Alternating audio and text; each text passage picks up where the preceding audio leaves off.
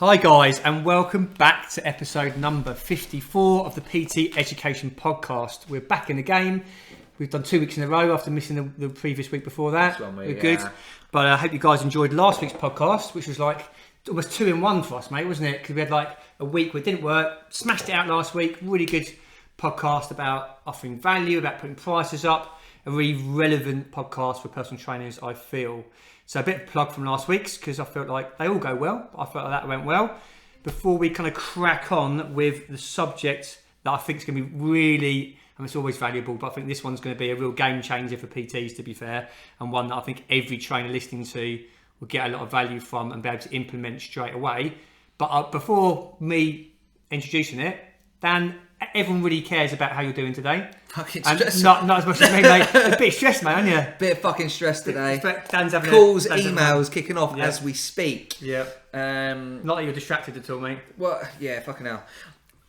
Well, we probably have spoken before, haven't we, about having your own business and having a couple of studios. And most of the time, it's very nice and things work fairly well because of the procedures we have in place. But every now and then, things kick off, and weirdly, they tend to all fucking kick off at once. It's one of those. It's always strange how that happens. Yeah, I think it's not just with business. I think it's also just in life. The more you have in your life, the more will go wrong. So you might remember a time when you didn't have a car, then you realise I've got a car, that goes wrong. Yeah. If you've got a dog like I have, they get ill. You have kids. All these constant fastballs in life. The more you gather, and I suppose when people think about gathering things, whether that's business, whether that's property, whatever, family, people look at the good stuff, which there is, but there's also another side where it will take more time. There's going to be fastballs, there's going to be unpredictable stuff.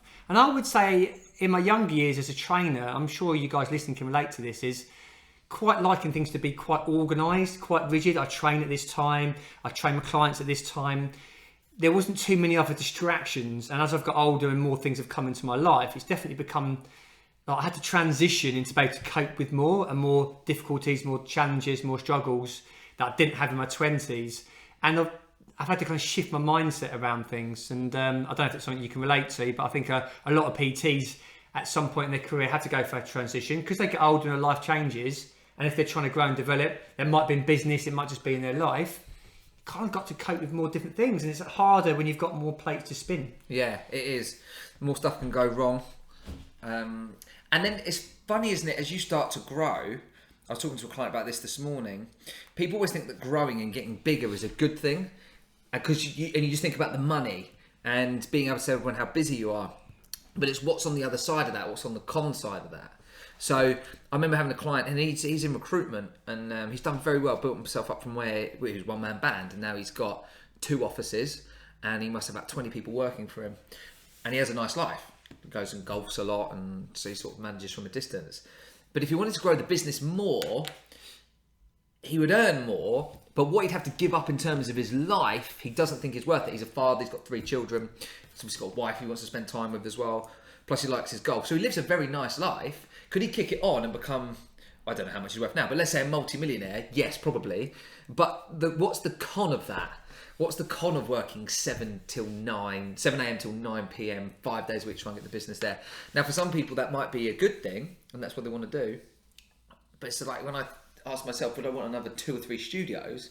Well, if you take sometimes the stress around 2 and double that, financially, yes, you might earn more, but the stress of what comes with that is a lot. And then, as you say, as you get older, you start to have kids and pets and all that sort of stuff, and actually it become quite overwhelming at times. It can do. I don't have kids or pets either, so actually don't add that in, mate. No, that's more add that as well. It's fucking stressful. But of course, the more stress you deal, I can't remember if you covered this. Sorry, mate. When you were doing that first bit, I was still looking at a message. But the Dan was distracted. I was not paying distracted. attention to me. Fucking unbelievable. It was. I've just lost my track again. I've got a point if you're still thinking about it. Yeah, no, hit your point. I think when you're assessing what you want in your career, definitely think about the lifestyle you want as well. Yeah. And I hear a lot of stuff about people wanting to grow and kind of scale business, which is fantastic if that's in line with your values and the lifestyle you want. But there's always a trade-off somewhere along the line. I think it's important to always acknowledge trade-offs and go, right, how much further do I want to go? Is more money and more scale better? Maybe, maybe not. But yeah, I always come back to this. But you have to be quite self-aware about who you are as a person, first of all, because some people are just better at coping with stress than others. Some people aren't as good. So be honest with the type of person you are, honest with the type of lifestyle you want, and honest that, okay, is more better? Because I'll try and relate it back to physique. Let's say someone's achieved a lot with their physique and they've built a good lot of muscle, and like, right, I now want to build even more. You're like, well, from where you are now, that dedication now needs to go up another 10%. There's going to be more time spent on your nutrition, more time in the gym, more volume, etc., etc., etc. If you're happy to acknowledge that's what you need to build more muscle, great. Otherwise, you're chasing a dream without wanting the sacrifices that come along with it.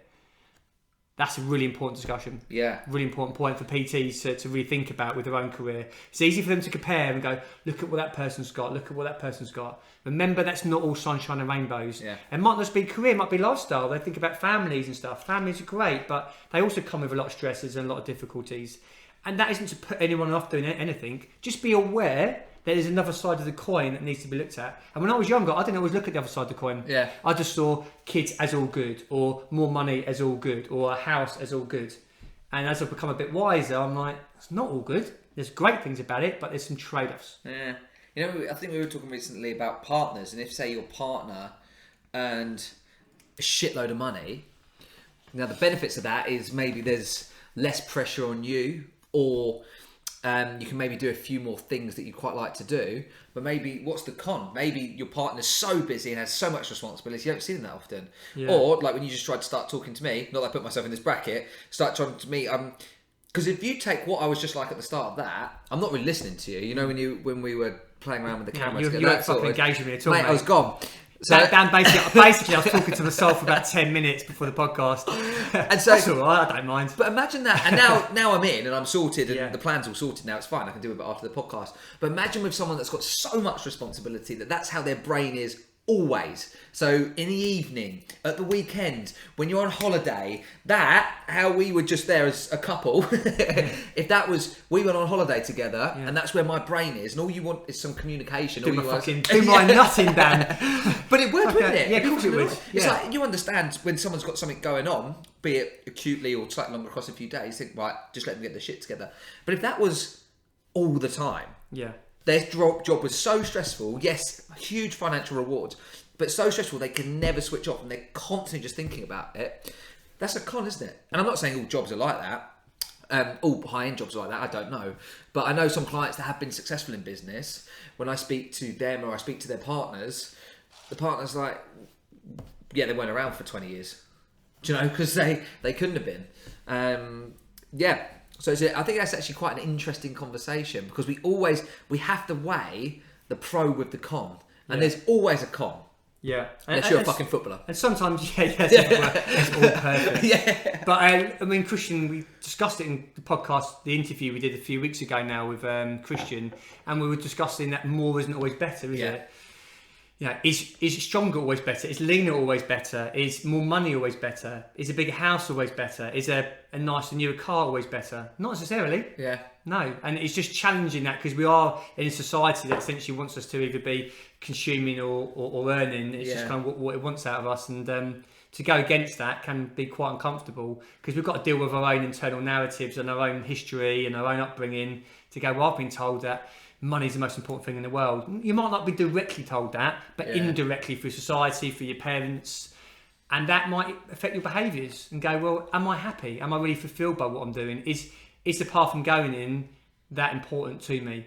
And maybe you might need to change sometimes, which is hard. I talk a lot about change. And that almost segues quite well into today's podcast, because we've said that PTs, to steal Michael Gordon's quote, PTs are agents of change, I believe he said. Hopefully I've quoted that pretty accurately. Better than my quote. Yeah. Remember that quote I was talking about the river and the blow? Fucking butched up a quote last week, didn't you? What we're going to put on the Instagram once we've got the clip is we've got me saying the quote, and then we've got Paul Standell saying the quote. Yeah, a bit different. Fucking chalk and cheese. Yeah. Because Paul even knew, he was like, it's not Hercules. Heracles? Don't make it worse for yourself, mate.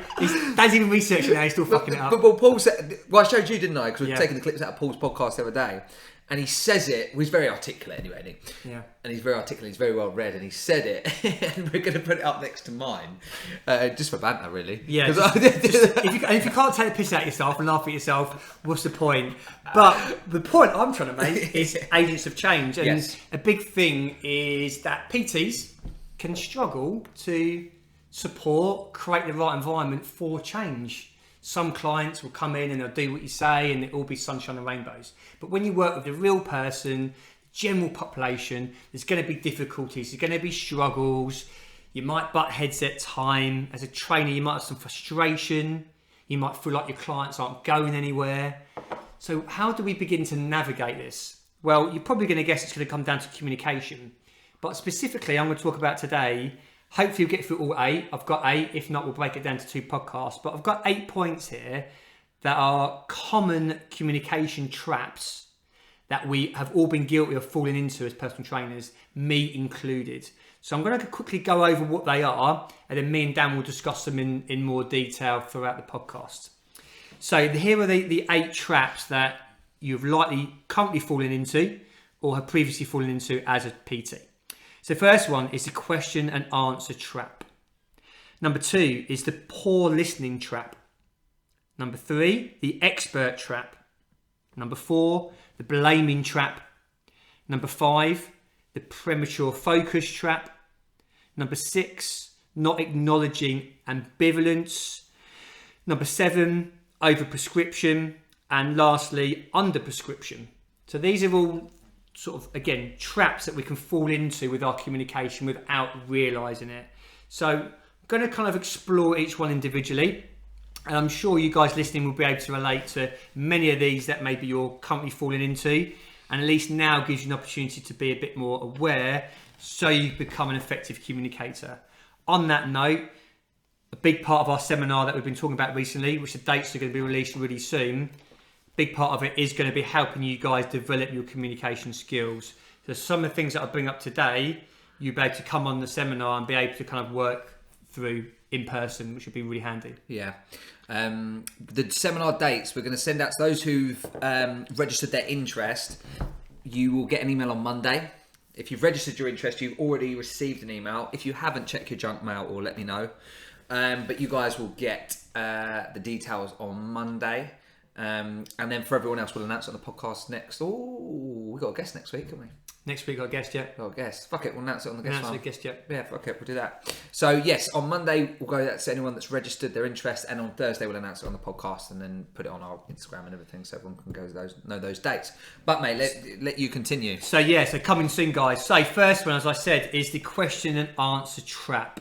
So this is where your sessions can become a little bit more like interviews rather than a conversation. So you might have a group of questions you want to ask your client, but it becomes a little bit samey, or maybe you're not really even listening to the answers. You've just got a group of boxes you want to get kind of ticked off. Ask this question, and then we move on and crack on with what I want to do. What do you think of that first one, Dan? Happens a lot. Guilty of that one a lot. You know, where there is that interview, it's a really good, well, I'm guessing that's why it's called that. It's a really good description in terms of that interview. You literally ask a question, get the answer, ask another question, get the answer. And it doesn't flow like a conversation does. So you don't really get much below the surface because this conversation doesn't feel like it's set up like that. And sometimes you've already decided on your next question, regardless of what the answer is.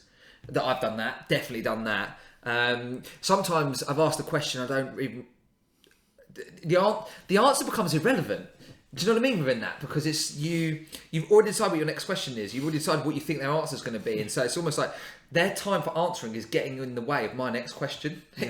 And so it's not a conversation. I've definitely found myself doing that. I'm better at catching myself doing it now. Only because I'm aware of that's not how I want to communicate. I want it to be part of a conversation. I need to listen to the answer before I'm going to know what my next thing is going to be. So although I might have a few questions, that doesn't mean that's where the conversation will end up going. Yeah. Because if we find it with because we don't really interview people on a podcast, we have a conversation with them, right?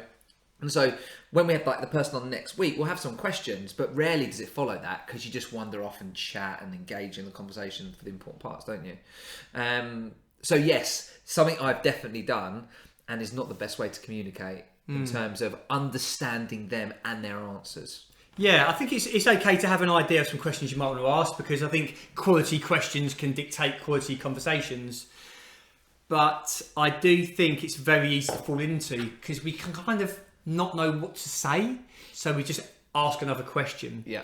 Rather than some of the skills that we're going to be teaching the coaches on our seminar is what to do with the answer, as much as where to go the conversation. And that's where we can really struggle. And when we learn about active listening, about really paying attention to people, about being able to use reflection, and some of the points that I'm going to be discussing today and on the seminar, we have more skills and strategies. These are actual things that we need to learn. Yeah. Otherwise, if someone answers the question, you just ask another one. Yeah.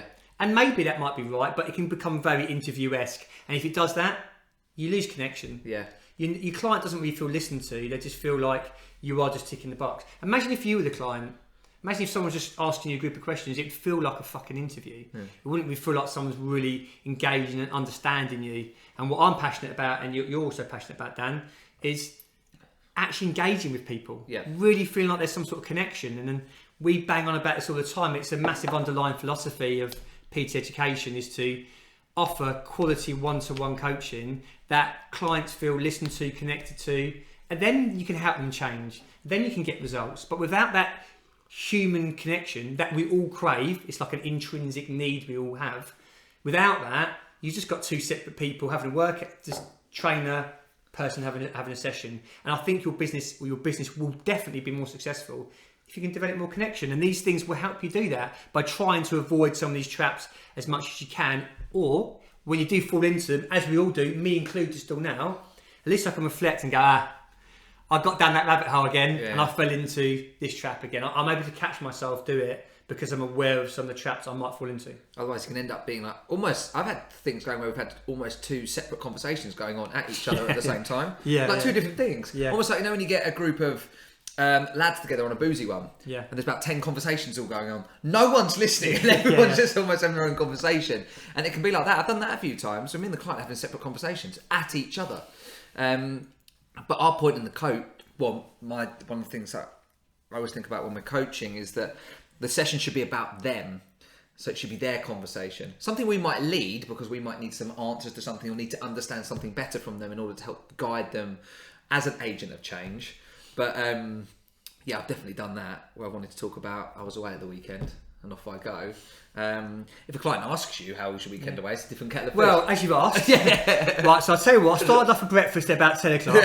I went into detail. Especially, I was away last weekend. And so you find yourself falling into that trap of someone asking you, and sometimes you're being asked out of politeness. Yeah. And you can soon see, because if you give an answer of, I had a really nice weekend, if they then ask again, you think, okay, well, I'll give you a couple of details. But if that's enough for them, don't then go into detail. Yeah, I mean, our favourite subject is ourselves, isn't it, mate? Let's be honest. Always. But that could almost be another number 9, couldn't it, really? If I was to add another one, I probably would add the talking about yourself too much trap. Yeah. Which we can all fall into, and we've seen trainers do it all the time, where they become like it's all about them. Yeah. It's not about you, it's about your client. If the client cares, share some stuff that's really nice, but drip feed it in. So that's a good point, mate. I mean, number 2, almost to be honest with you, underpins all of these, if I'm honest. I've called it the poor listening trap. So that is where, essentially, we're not really picking up on what the client's really saying and feeling at all. We're just not even engaging in active listening. We're just hearing the words. As you said earlier, we're just waiting to speak back. Yeah. We're not really thinking about... I had a client who came in this morning, I could just see her demeanour was a little bit flatter. And I could tell, and I reflected, so you look like you're a bit flatter today. So I was even picking up on the body language even before the words were said. And as she was talking, it was a little bit flatter, a little bit quieter, a little bit lower. So I had to just kind of match my character to that as well, and slow down how I was speaking, be a bit calmer, and then really reflect back on what I thought she was feeling or what she was telling me that she was feeling. Actually, really listening to what she was saying. There were some difficult things going on, so really engaging. So empathic listening, which is again something I'll talk a lot about in the seminar. It's how to really truly empathise rather than sympathise. We start to either go, I'm so sorry to hear that. That must be really shit for you. Or I heard a coach say to someone the other day, well, at least I mean, that's batting it away. Oh, well, at least it's not this. That's zero empathy. How can it, if you came into me and said, James, this is going on in my life, I went, oh, well, at least you still get your house. Yeah. How would that make you feel? Yeah. You'd be like, fucking hell, you prick. You paid no attention to my problem. You're just trying to say I've still got, that's fuck all to do with it. And I've heard people do that. And that's a trap we can fall into. So I've expanded on that one a little bit. But the poor listening trap, I think that's a real common one. Because listening really, we need to be in a very good state to be a quality listener. It takes a lot of energy and takes a lot of focus. We have a lot of thoughts running through our mind about life, other distractions, the session, what's going to happen next, what to say next, what to do next. And then we lose the ability to be in that moment and truly listen. So it is a skill that has to be practiced. It's a game changer in all of your relationships if you're able to really pay attention. And guess what? You won't always be able to. But when you can, the connection you get with that person is a different level. Yeah. The poor listening one is that's a very common one just in life, isn't it? Like you were saying, the amount of times you see or witness, like you just did with conversations, and then just giving a rebuttal or not truly understanding what that person's saying.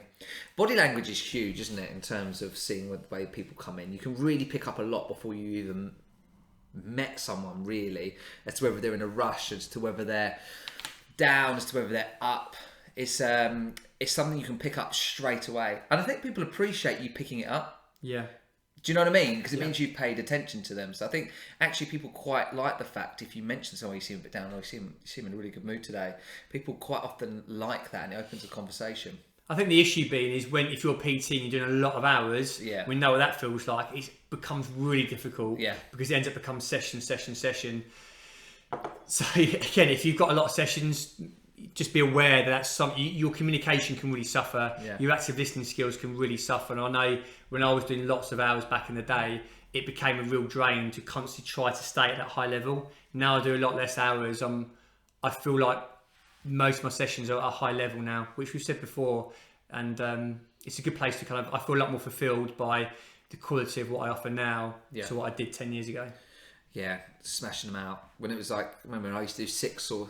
I think on a Friday I did 6 in a row in the morning and then 5 in a row, and the quality of those sessions by the last ones, the listening, you were just ticking it off by the end, and you weren't delivering a quality service. We don't always see that at the time. No, you don't. This is like hindsight, and this is where this stuff is really important, guys, because you need to be able to take this stuff on board and actually reflect on when do you do the question answer trap, because you will do at times.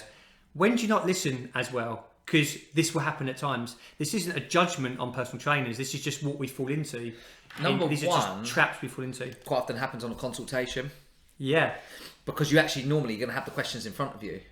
Now, there are some questions that need to be asked. Yes. So, it's a consultation and there's health questions and what they're trying to look to get out of it. But you can still manipulate that into a conversation. Once you've hit the bits you need to hit, the par Q in terms of the health questions, which are just... But then you can expand from that, especially once you get towards goal setting. Especially if you're trying to do a consultation and it's just an initial consultation, someone hasn't signed up yet. Some coaches sort of do that, where they just have an initial chat or whatever, / consultation, and they're trying to sell their services. Well, really that comes down to connection and understanding the person. And if they bought into you and they bought into you because you've understood them and you look like you really care and empathise, that sells it, if I'm honest. So this stuff will improve your ability to convert a lead into a paying client as well. And it will massively improve your ability to deliver high-end service. It will help with behaviour change that I alluded to at the beginning. And to be honest with you, you'll feel better as a coach if you have better relationships with your clients. You'll walk out of that session going, not only did I deliver a high level of service from an exercise perspective, but I delivered it from a communication perspective. But we don't always see that. And we would chat about off air, won't we, about coaches. Me and Dan like to have little rants about coaches now and again because we're around a lot. And this isn't a judgment at all, more of a reflection. But we know lots of knowledgeable coaches around in the industry, but knowledge doesn't dictate success. And really the best coaches and high-end coaches, the people who are, to be honest with you, very good at this stuff, if I'm honest. I see this stuff as really valuable in helping people. People want cars. Okay, if I had a car, my knowledge on engines and all that sort of shit, as you can tell, I'm very nice with cars, would really matter, wouldn't it? But people aren't just a car, are they? They've got thoughts and feelings and experiences. Tiny little bit of coffee, thanks mate, not too much. I'll be buzzing off my tits after too much caffeine. People already. There? Yes, great. That's enough for me. I'll be chatting even more shit than normal, mate, if we're not careful. But my point being is, human beings are complex beings, and if we can start to understand them as a person and not just as a machine, I just feel like I'm very passionate about it. But I just feel like we offer a better service. And again, as a coach, I just feel better about my job, if I'm honest. To be a good coach, you have to be self-aware. I reckon. I've just come up with that. Yeah. But, just going by our conversation before we jumped on the podcast, I think you have to be aware. You have to be self-aware to be able to understand maybe what you're good at, what you're not so good at, completely honest with yourself in terms of where your skill level's at, where you are in your life, your own life experience versus client's life experience. And if you're going to be judging people or aware, trying to make other people self-aware, which you have to do within coaching in order for them to make a change. Change starts with awareness, right? You have to be able to do that yourself. Yeah, do you know what I mean? If you're not a self-aware your person, ability to help someone else create self-awareness, which is a very important part of behaviour change, is dictated by your ability to be self-aware yourself. Right? It really is. I mean, again, on my counselling course, 50% of the course pretty much is self-awareness. People are like, what? I'm like, pretty much. Yeah. Like, we're constantly reflecting on ourselves, constantly, how does this make you feel? What does this bring up in you?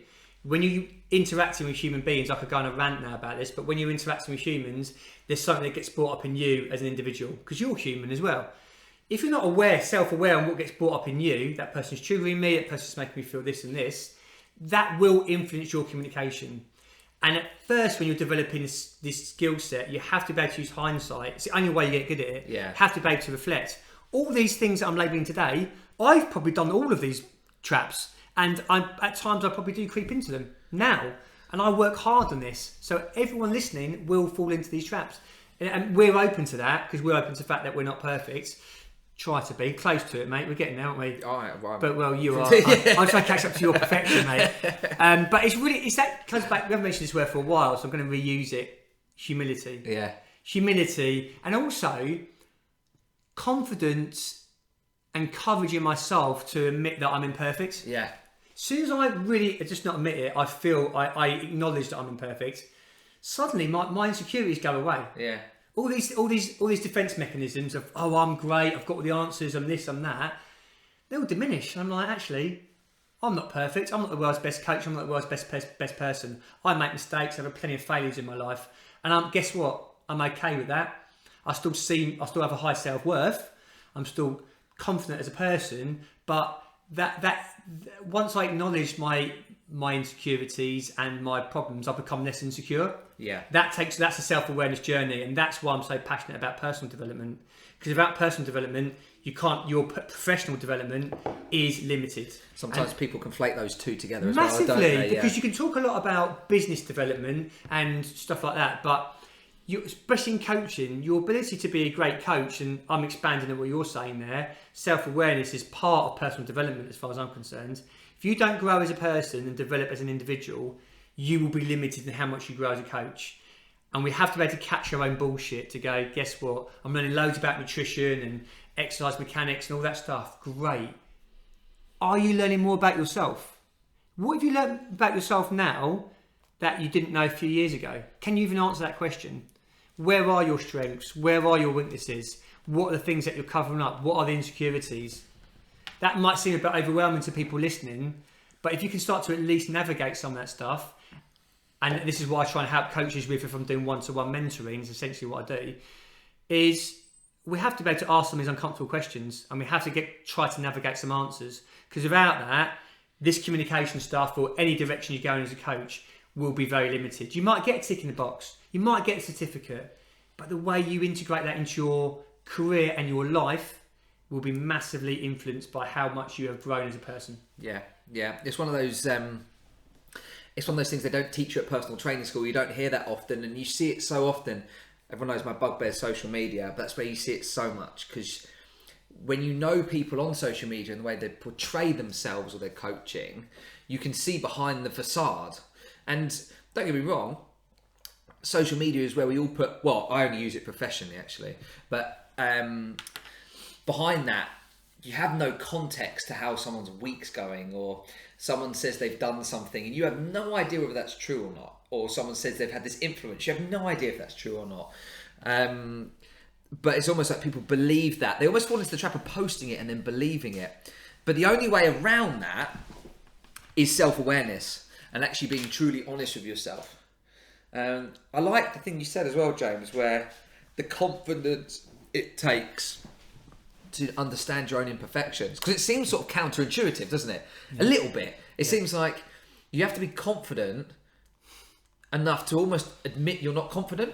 Do you know what I mean? Yeah, like, admit you will have insecurities. Yeah, it's just better to dig deeper enough. Yeah. Most people just never brave enough to dig deeper enough to go, actually, why I react like this and why I defend myself and why I give myself that narrative is because I'm so uncomfortable admitting the truth that actually I'm a little bit insecure about this and this. Once we start, and this is almost a personal development, it's a never-ending journey. It's not like you do a year and you're like, I've figured it out. I'm still in my late 30s. I'm still figuring out more and more stuff about myself, but I'm loving the journey, and it's massively helping me as a coach, massively helping me in my personal life. Like literally, I'm still getting the benefits like now, if not more than I was when I first started learning the stuff. So I'm really excited by it, but we do have to just go, I'm imperfect. And once you can take yourself a little bit less seriously, like, yeah, make fuck ups. We're open about fuck ups here. Yeah. We're open that we're shit at plenty of things. Yeah. But we're also confident in what we know we can offer and the value we can offer. Yeah. I think it's a nice place to be. I think coaches can put themselves in this pedestal and feel like maybe they've got all the answers, which actually links into point 3, to be fair. Go on. Before I go into point 3 though,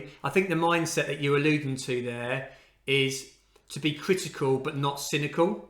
I think it's quite easy to be cynical of, let's look at social media. We hear a lot of people being cynical about it. I'm like, no, maybe a bit of skepticism and maybe a bit of critical thinking is very useful. Yeah. But we've got to be careful not to become too cynical. And sometimes I hear that a little bit coming out from people who maybe don't know enough about it, because we can tar everyone with one brush, can't we? So that's what I think anyway. I think be critical, James, but try and avoid being cynical if I can. On social media? Or about social media? Well, about life in general, really. Yeah, but yeah. About social media, that just made me think of that kind of that thought process when you were talking before I go. It's an interesting one, because there's people on social media who I think are really good and are really good at getting their message out. I'm actually quite cynical on, because I have seen behind the scenes of some of it, is the reality. And this is both professionally and personally. I don't think you are cynical. I just think you're critical. Yeah. I just think you're using you're using intelligent thinking there. You're going, okay, I can see this now. I can see it for what it is and what it isn't. Yeah. And I think you are. I mean, you're like me. You're quite emotional, so you can let your emotions get involved with it. That's okay. We're human. But once we step away from the emotions, I think you are more critical in your defence. Yeah, because it's when you see, but because I'm not into social media at all, a bit like you're not, because you don't really put much personal stuff up, do you? Put the odd thing up. Yeah, like I'm 99%, 98% professional. I put 2% personal stuff. If my daughter's done something, maybe proud of her. Yeah, which she did at the weekend. Yeah, good girl. But yeah, no, I'm 99% basically. So it's very objective, my stuff. But yeah, it's funny when you see. When you do see things behind the facade of social media, because as someone put very well once, the personal ones, this is the highlights. Yeah, you know, it's like your football analogy. It's like you've done all your season's highlights. Yeah. Didn't see you getting fucking smashed 7-0 by Liverpool on your fucking social media. Yeah. But it's a bit like that as an analogy, isn't it? There's the 5-0 win. Where's the 7-0 defeat? Don't worry about that. And to guys listening, just constantly remind yourself of that. Yeah. And again, I want people to do it in a healthy, critical way, really. But number 3 links into what we were talking about actually, which is the expert trap.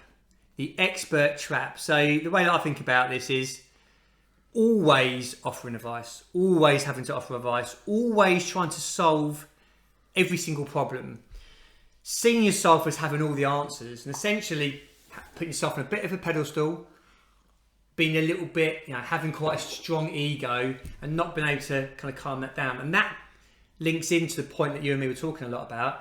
That is insecurity, really, isn't it? To think that you've got all the answers and you are this perfect coach. It's bullshit. Yeah. And that's a trap we can fall into about going, well, I'm the expert here. Well, you are, but how you communicate that. There's a time and place for advice. We've said that before. It's a time and place to maybe give clients some ideas. Definitely, we can do that in a really clever, constructive, useful, helpful way.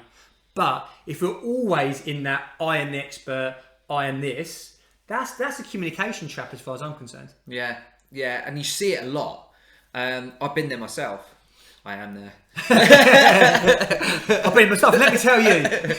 I've been there where you come off a course and a certain amount of expertise. I think Michael on his podcast said a couple of times doesn't consider himself an expert. Michael Gordon, our Michael podcast. Gordon's one where he's like, if you haven't heard that podcast, go back and listen to that. Should listen to that one as well, Great because that was a great one. But he talks about not being an expert. He's like, well, what's an expert? I'm just someone who has a passion for something, and I'm always trying to improve it, and I want to help people. Yeah, that's not about being an expert. And that's some humble shit, isn't it? I mean, his humility was fantastic. It was. I mean, that was one of the things that struck me with him straight away. Someone who's clearly knowledgeable, passionate, very committed, and doesn't see himself as an expert. No.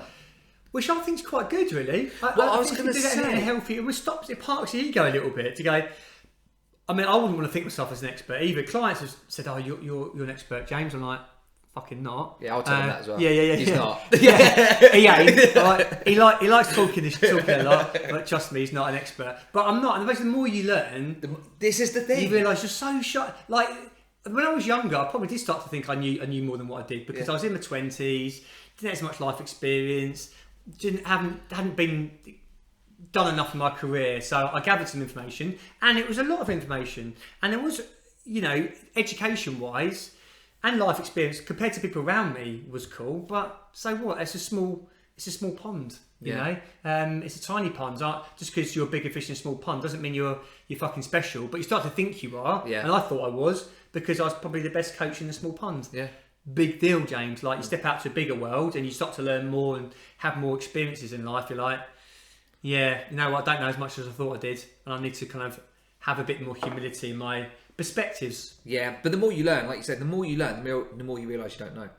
The more always. The amount of times you go on courses, I didn't even realise I didn't even know it. Yeah. Like when I went on my mechanics course, I didn't even know this. We don't know. Yeah, but I didn't even know I needed to know it. I'd never even heard of it, and I thought I was good, and it's not. I thought I was getting to the point where it's like I've accumulated the knowledge I need, but it sends you. It's first of all, it's humbling in a good way, and the more, a bit like Michael, he still goes out to RTS now as a student. So I like that way of thinking. I'm passionate. I want to get better. I enjoy this. I enjoy helping people, but I'd never consider myself an expert because I'm always learning. Because the trouble sometimes is it's a bit like thinking you know everything. If you think you're an expert, what's there to know? You shut down, don't you? Yeah. I think when I was more, again, I keep talking about this, but when I was younger, I definitely was insecure. Yeah. And definitely had an ego. Yeah. And definitely thought I kind of had more of the answers than what I probably did. So what that meant is when a trainer came in, I would probably be quite judgmental, and I'd pick a lot of holes in them, and I would be very closed off to another perspective. Whether or not that perspective was right or wrong or whatever, I'll just be very closed off to it. Now, no matter who it is, I mean, I'm fortunate enough to be in an environment where most coaches are investing in themselves and, in quite a good kind of area for that. But still, it's really important for me, no matter how much experience that coach has got, or person, doesn't got to be coach, just to realise that that's an individual there and they might have some different perspectives. And maybe I can get something from that. Or clients would come in with whole different ways of viewing things. I'm like, well, let's entertain this. Let's entertain their perspective, and that's really key for your growth. That will allow you to stop falling into that expert trap. This is actually quite a big one. It's really easy to fall into. Humility will help stop that. It's the problem. I'm just checking something because the problem is solved. Good. But people care about your life. Yeah, no, the problem's solved. Everyone stop panicking. It's all right now. Dan's Calm all down. right. I was worried for you. Yeah. Everyone listening was really worried but for you. I feel better. You're calmer now. I feel better. That's why it's good to have a business partner. Yeah. Because actually, I'm on the podcast and he was able to sort it. So it's one of those winners. But yeah, this is a big one, the expert. And I tell you what, I find it worse with new young trainers. Not exclusively. Because there are some people who are very, very experienced who consider themselves the expert the whole way through. I've seen it as well. But new young trainers, and it's to be excused a little bit because you're young and ego-driven, as we all probably were, or the majority of us were. Still are. Still am, mate. I'm all ego. Still are. I love that ego. Deserve it. And the expert thing, when you come through and study the course, you do consider yourself an expert, don't you? Because you've done the level 3, which is shit, by the way, but you've done the level 3, and you think you know everything. I know everything I need to know to be a great personal trainer, because the course will tell you that as well, because it's a course trying to fucking sell you, isn't it? But yeah, so it's a thing to watch out for earlier in your career. but not exclusively. Big trap, that one. Big trap. Number 4 is the blaming trap. Probably not one to expand on too much, but essentially it's quite subtle. It's kind of like clients aren't achieving what you set out for them to achieve, or the goal that they've wanted to achieve, and you kind of in your communication kind of blame them. You can do it quite subtly, just kind of like, well, why haven't you done that? And just, I think you're nodding your head there, Dan, so you can relate to it. It can end up pissing you off. You think, well, it's your fault. What? And because you care, it comes from a good place, I think, the blaming trap. But as soon as people start to feel like they've been judged and blamed, that is a real bad place to be in with your communication, but quite easy to fall into, I think. I did it with clients on exercises if they felt it in the wrong area. Yeah. Fuck you doing? So even if it looked right, but I did that a lot. That came from an insecurity of me not really understanding why they might be feeling it in a different area, or they would say something that I wasn't expecting. I had no answers. So I know the anger, which it wasn't internal, it wasn't like an angry, but it was an anger, an annoyance almost. That came, now retrospectively looking back, it came from me because I wasn't able to coach it. I didn't have an answer. They were feeling it in the wrong area, and that was my only thing. I had this one thing, and if it didn't work, I was fucked. So it came from an insecurity thing. I was angry with myself more than the client, but it came out of the client because it attacked my... If I know everything, and I'm an expert, and they're not feeling it in the right area, and I have no way of correcting that, it's attacking me and things I think I know. So then I blame, well, as I should do, blame the fucking client. But it's attacking your identity. Attacking my identity as someone who should know this stuff. So you end up... It's not that I then outwardly blame them, but inside I was like, fucking... What do you mean? And that can come across very subtly, though. It can, just how you say something a little bit... Just, I don't know, it might be slightly more aggressive or whatever. Very subtle. I don't think any PT is going to suddenly fucking flip out. But it's again, going back to what I said earlier, it's realising that when these things don't go according to plan, exercise is a great example, and you feel like the client's not getting it right, and we have to then think, right, I'm now getting frustrated at the client, I'm getting angry and pissed off. Why is that? As you said there, maybe it's an insecurity within me. Okay, right, I'm aware of that. Now can I communicate better? To do that in a moment is almost impossible when you're first learning these skills, because what we're talking about here is really emotional intelligence. Yeah. Again, I mentioned earlier, emotional intelligence is really developed at first through some hindsight. You've got to reflect back and go, you know what, during that session, I did get a bit frustrated, I got a bit pissed off. Why? How can I deal with that better next time? Because your communication won't improve otherwise if every single time these situations happen, you get triggered and respond badly to the trigger.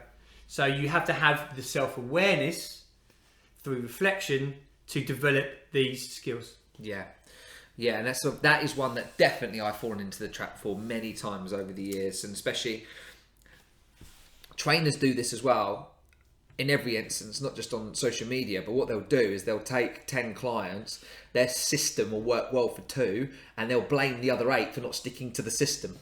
Didn't want it enough. Well, didn't want it enough. You're not prepared to give up enough and all this sort of bullshit. So it's like, well, if your systems work 2 out of 10, your system's not very good.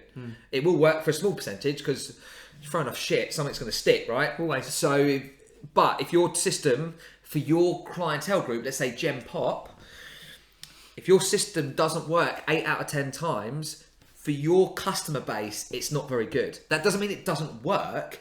It's just not very good. Yeah. So you need to have, first of all, you need to have a few more different ways of skinning a cat. You need to have a few more different ways of achieving results for the general population. And not just take the 2 that have done really well. I had a client who was a scientist, and he almost went to like further extreme with this, and he was saying with real science, and he was told this by his tutor who was like a Nobel Prize winner. He was saying that if you had an experiment or a theory, and you did an experiment 100 times, and 99 times it worked, the majority of scientists would say, "I've nailed this. This works." But he said great scientists will look at the one time it didn't and say, "What happened there? And does that actually blow my theory apart?" And so if one time it didn't work, you're questioning yourself. Well, I know most trainers that if it only works 10%, their system works, and the 90% is their fault they didn't stick to the system. Yeah. So we should be far more critical of our own way of doing things, because when you do that, you're going to come up with more solutions. Because apart from being agents of change, we're actually there to give solutions to issues as well, health issues. You know, working with the client, we do need to be able to give them some solutions. And the more people we've worked with, the more thought through we are, and the more courses we've done to build knowledge, we bring all this together to help open up multiple solutions for the person. Because multiple solutions is going to enable you to help a wider demographic of people. And I'm not talking, if you're a physique prep coach, it's slightly different, isn't it? Because you're going to have a group of people from one demographic where maybe one way works most of the time. But your general population, that won't work most of the time. I suppose even the physique coach, you still got a bit of which we wiggle, might end haven't up you? talking about next week. Yes, we will. A bit of a hint for people. Yeah. But still working with human beings. Human beings have problems in lives. It's not just about a set of macros. What you're saying there, mate, is confirmation bias. Which yes, as humans, it is. We love to do that. We love to look at all our successes and use it as confirmation that what we're doing is great. Yeah. And you rightly said, well, how about the times when things didn't go right? Yeah. How about the times when clients didn't quite move forward?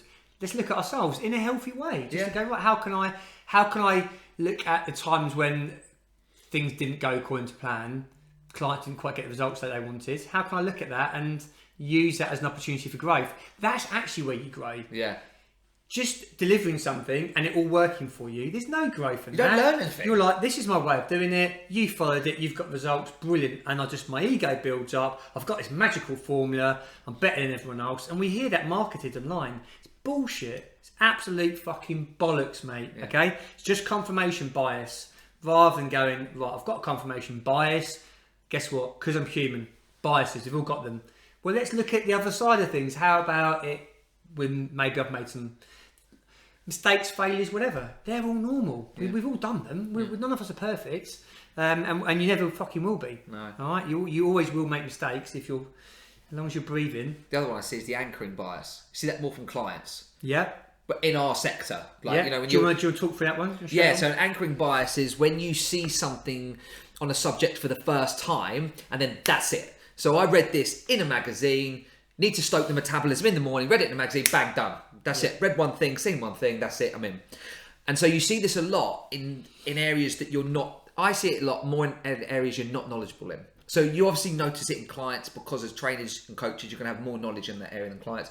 But I've done it fucking multiple times in other areas. I've read something in a paper and been like, well, that's the fucking answer, isn't it? And then I've run off, and that's my bias based on reading one article in one paper at one time. It's fucking mental, isn't it? Yeah. It's fucking, but you see it a lot, and that's something that's quite hard to unpick sometimes with clients because that's then become a belief. This is why the media have such an influence on people, and they believe these things they read with no knowledge on it at all, and sometimes that can be difficult to unpick. So yeah, an anchoring bias is when you read something, it's the first thing you read, and that becomes your bias instantly. That's an anchoring. Yeah, and we could do a podcast on biases, mate. Yeah. Maybe. I always, as we're talking, I always think that podcast we could do, and then after the podcast I forget about it. Let's write down. Let's have Yeah, bias. there you go. Biases. I thought that'd be really useful because as we all have them. Yeah. Number 3 then, the premature focus trap. So essentially focusing too quickly on your own agenda rather than what's going on with the client. So you might have an agenda, you might have something you want to discuss, but that isn't the first thing you want to draw the client into. It's kind of what's going on with them. So it links a little bit into what we were talking about earlier with good questions and active listening, is try to have an idea on maybe where you want to go, but not at the cost of the person in front of you. It's very easy to draw someone in. I see it with coaches all the time. They kind of quick, how are you? Ball, and then premature focus. Maybe focusing too quickly on where the session's going and not what's happening with the person. Hasn't got to be fucking half an hour. It could be 5 minutes, it could be 10 minutes, who knows. But I'm sure some of the best discussions you've had with clients are just discussions you weren't planning on having. Yeah. They've come in, you've focused on them, and you've realised actually where you wanted to take things isn't at all where things are going because you've focused on that person in front of you. Yeah. Is that something you can relate to? What happens all the time?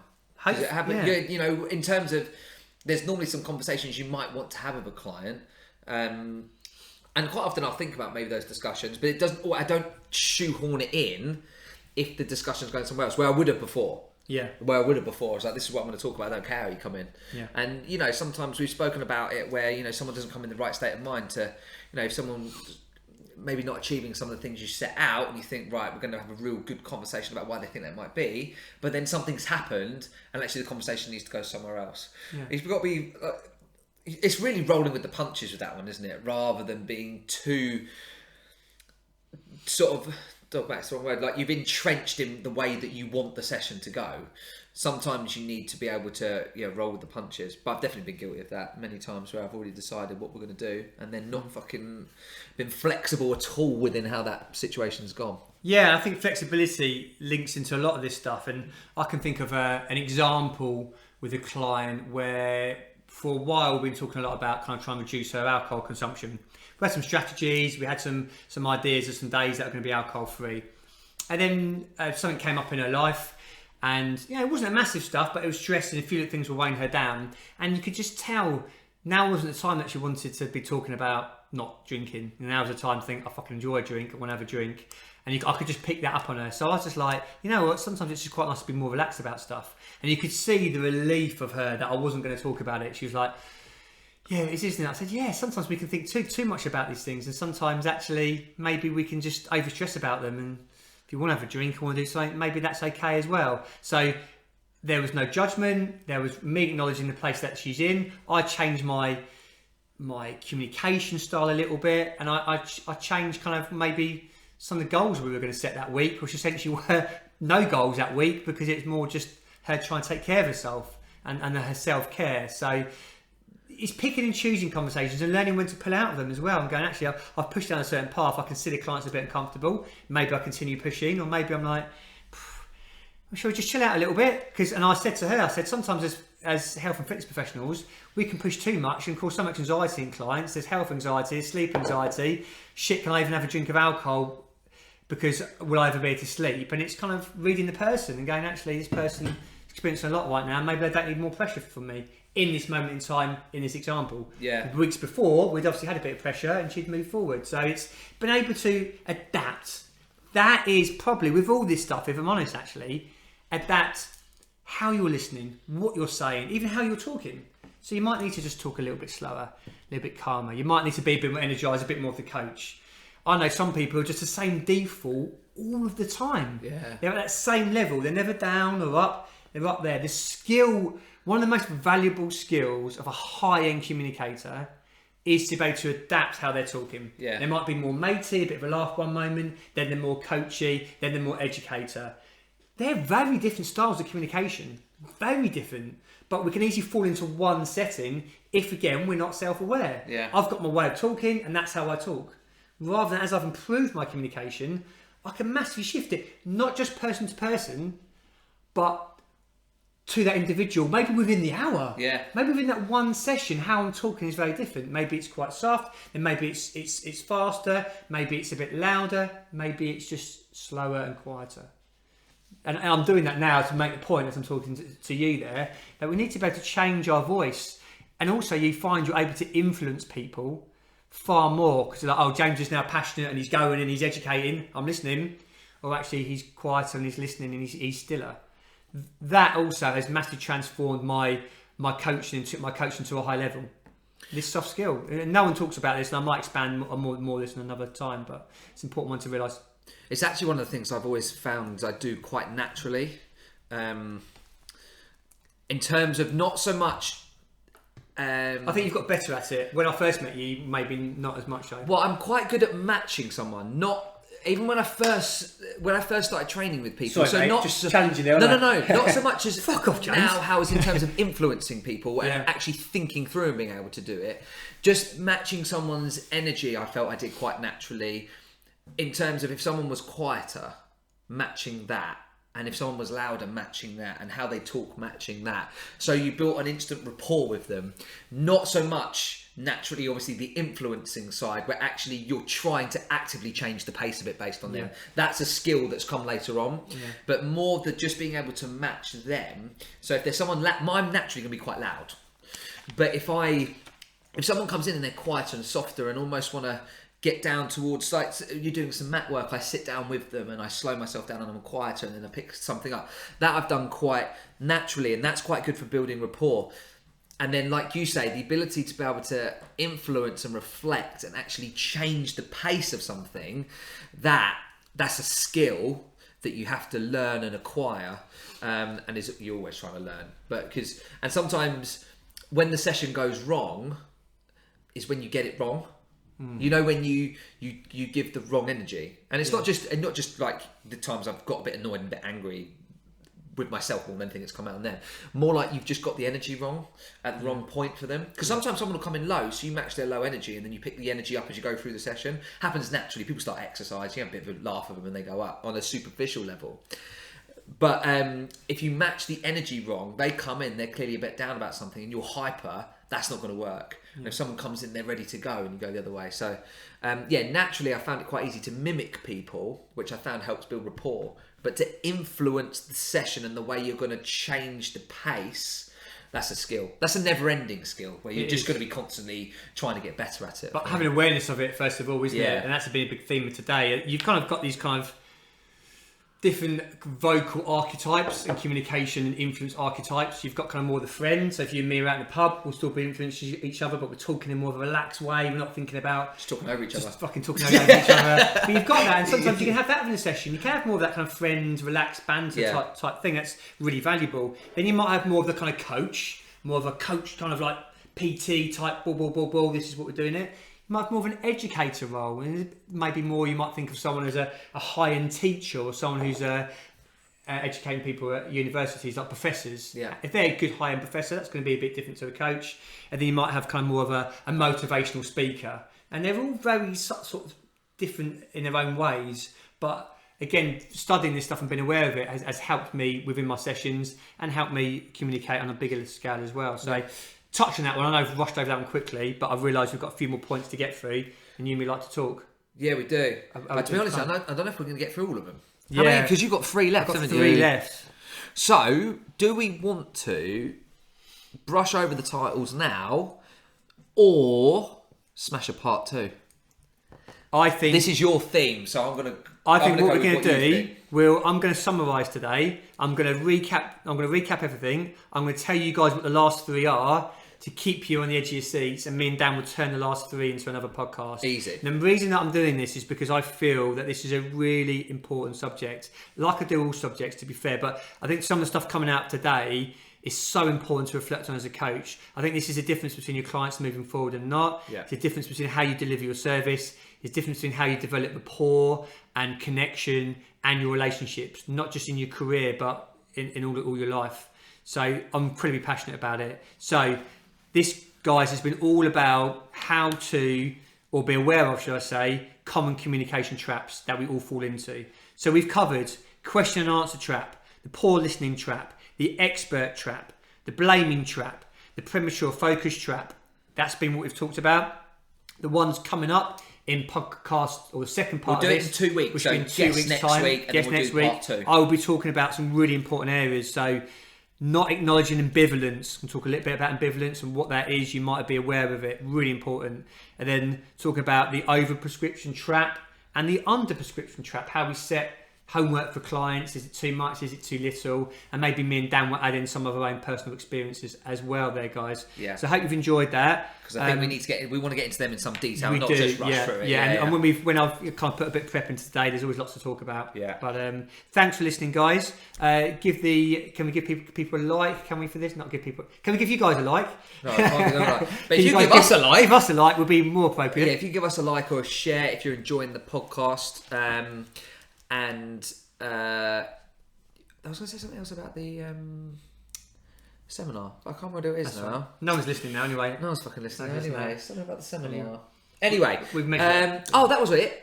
If you think anyone else would be interested, if you're already registered, you're interested in the seminar, but you think people around you or colleagues or friends that are also personal trainers or coaches would be interested. Yeah, all you do, you just go to someone in the gym and go, you know what, mate, your communication's shit. Yeah. Here's a seminar for you. Which is great communication. It's great communication. So just say it to people and they'll be all over it. They'll be all over it. You want to go learn about mechanics and communication.